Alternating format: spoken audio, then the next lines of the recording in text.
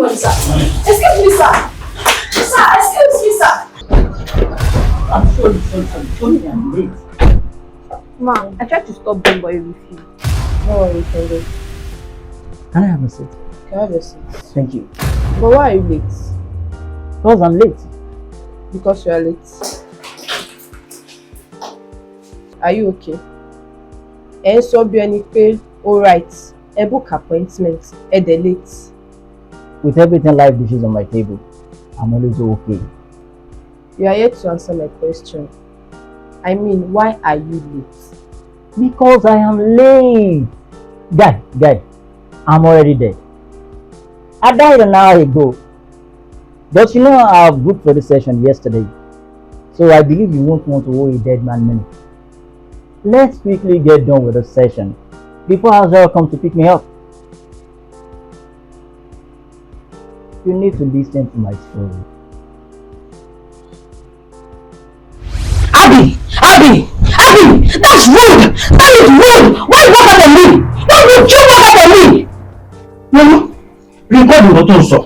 Listen, see? You will accuse me of infidelity. Never go for the picture of the female colleague. Or snap picture of the female colleague. Then why on her waist? Why on her waist? You mean, if I had held a shoulder, you would have said something else. Only she on here. Sophie. Kí ló impress around ọmọ ẹ náà? Kí ni nǹkan tó impress around ọmọ ẹ? Is it a boss or a bot? Abẹ́rẹ́. Please. Let me have my peace. Peace you say? Peace mi lè kò sí peace mọ́. Kò sí peace mọ́. Sorry, you're going? Are you going? Ha! Wọ́n ìkọ̀kọ̀ ní gbọ́n mi. Ó gbọ́n ìgbóhùn ọ̀tún ṣọlẹ̀. Lọ́wọ́ kiri. Ha!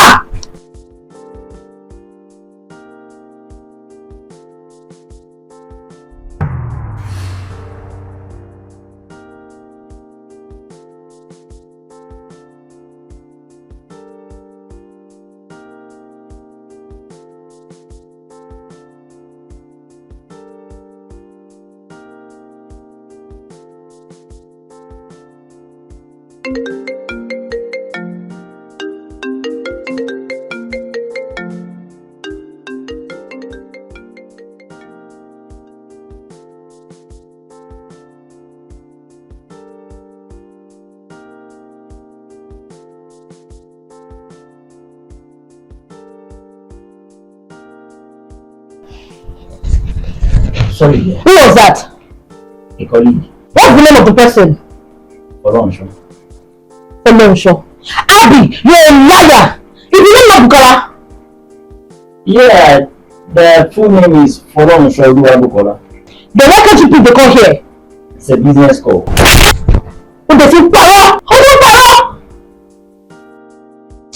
You slapped me.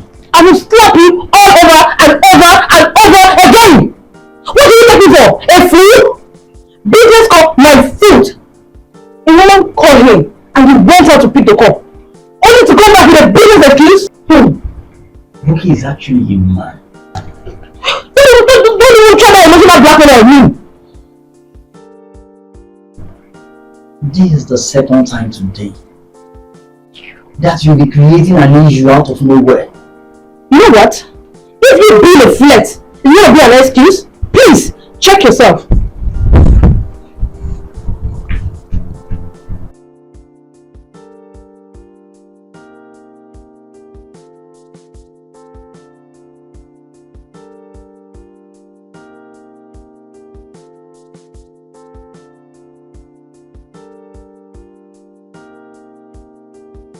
Abby!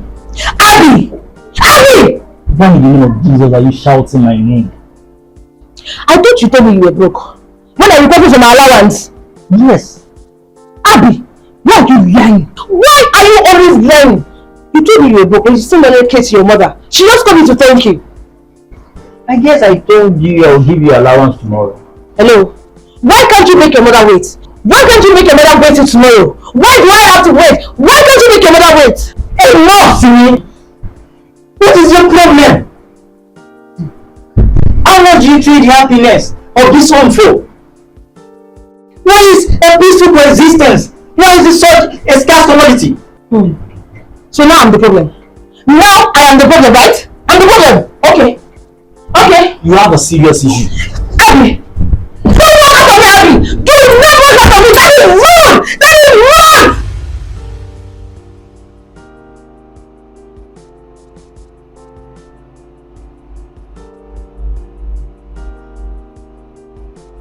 He has done many things that I can't talk about. But kí ló tẹ ṣe wá dúró ti irú ẹni bẹ́ẹ̀? Why stay in a toxic relationship? You know, I've asked myself over and over again why I chose to be with her.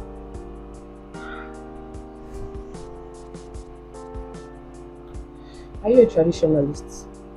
Christian or Muslim? I'm a Christian. Christian. Ṣé tí wàá try láti book section pẹ̀lú pastor wọn? Our pastor. I did. But I was surprised. I have no issue with her, sir. But she's always having issues with everything. There's 365 days in a year. 364 days. She's always having issues. Arguments. The 365th day is off. Oh, really? I am the troublesome one here, right? We are at it again. At what? At what again? We have won again. The only thing I did wrong was to love you. But sir, I didn't give you an opportunity. I didn't cheat on me and he will show it to my face. This is what I'm trying to say. She doesn't know when she's wrong or right. Everything she does to her is right. Sir, I'm tired. At this junction, sir, I think I need to quit. Get it. Sir. Please, let me see your side for a minute. Iyawa. Sir. Enough.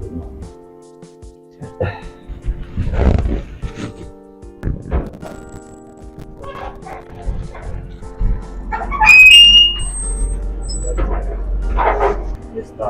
Ajayi. Very money or any I can see your pain. But you shouldn't take a decision in haste. Nítorí ọ̀rọ̀ Bíbélì náà fi yé wa nínú ìwé òwe.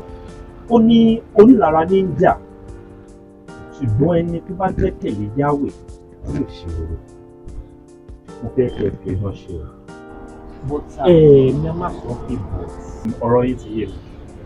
But Mr. Abíádé, before you make any decision, mo fẹ́ kí ẹ rántí ipò bàbá yín nínú ìjọ. Bàbá yín pẹ̀lú àwọn tó lé foundation ìjọ wa sílẹ̀. Ẹ dẹ̀ wo family ìyàwó yín náà. Ẹ wo ipa ribiribi tó ń kó nù ìjọ.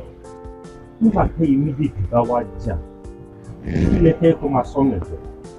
Irú orúkọ wo lẹ fẹ́ fún ìjọ wa? Ẹ má torí tí kí ìjọ Ọlọ́run kó tù ọ́. Mo bẹ̀ yín torí Ọlọ́run, ẹ fi ọgbọ́n ṣe o. But you are yet to tell me how you die. Oh! One thing left. Lolu, what is your problem? What is your problem? Why you know you are not going to meet the marriage counselor? Why didn't you tell me? Why do you have to go and soak my clothes in a washing machine? Is it normal to you on a Monday to go out on native? All these things you're saying is your problem, not my problem. Are you sick? Oh my God! What's your problem? You see, I've had it up to here. You have a you problem, and that problem will sink you.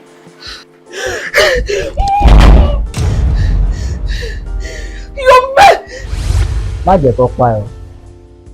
Once you are dead, the living will say whatever. Ọlọ́run mọ̀ nǹkan tí a máa sọ fún àwọn cops when they get to her. Every relationship is not love. Nígbà tí o lè bẹ̀ ọ́, should have left her. I procrastinated. I thought she would change, so I kept giving her time. Ajayi is here. I guess my time is up. Spread my story. Tell people my story. Perhaps they can believe you met with a dead man. Domestic violence against men is real. We are suffering in silence. This one.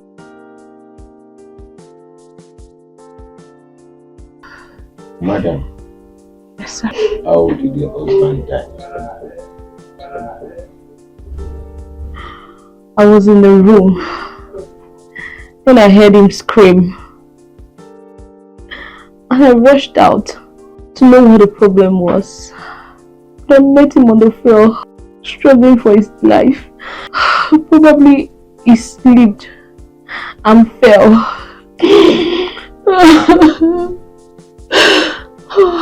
My husband. Madam, are you sure all what you are saying? That's exactly what happened.